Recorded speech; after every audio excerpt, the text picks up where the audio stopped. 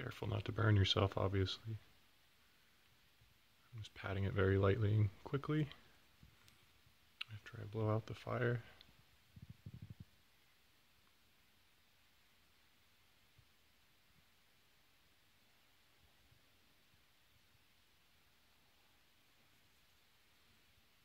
Just to keep it together. I don't want it to be big and flayed out at the end. After it melts a little bit, you can pat it together and it sticks together. It's already looking a lot better than it was at the beginning. This will keep the fray from progressing. That's a little bit burned myself that time.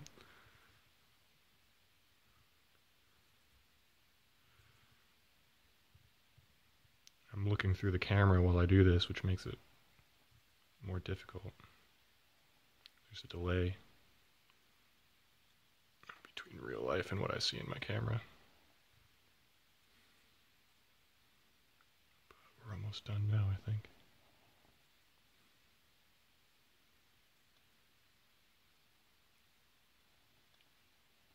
I learned this from my principal in grade school. I don't remember what year, it must have been around 3rd or 4th grade.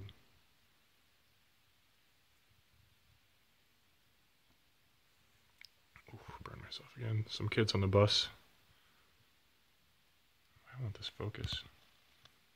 Some kids on the bus were messing around, roughhousing or something, and ripped up the ends of my backpack straps. And I was upset. And the principal brought me into the kitchen. Cooked them over the fire like this, and I was amazed. It worked even better for those because they were completely plastic. I think this belt is some plastic, some cotton or something like that. When it's completely plastic, it just melts right together.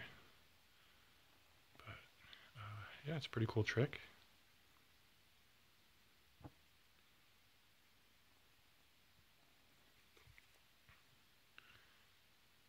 Prevent your straps from fraying further. So yeah, it's pretty much, there's not much light in here, is there?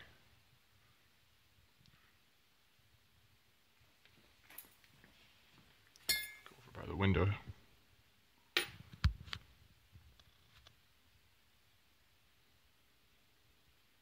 So it's pretty well melted together at this point.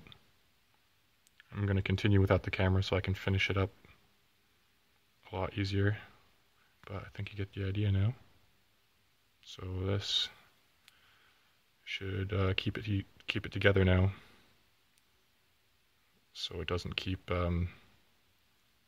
unstringing down the belt further. Now it'll stay.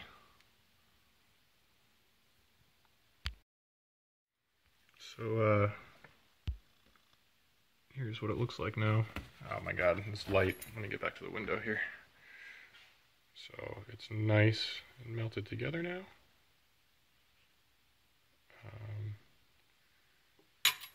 The other end of it is frayed out too, so I'm going to melt that together.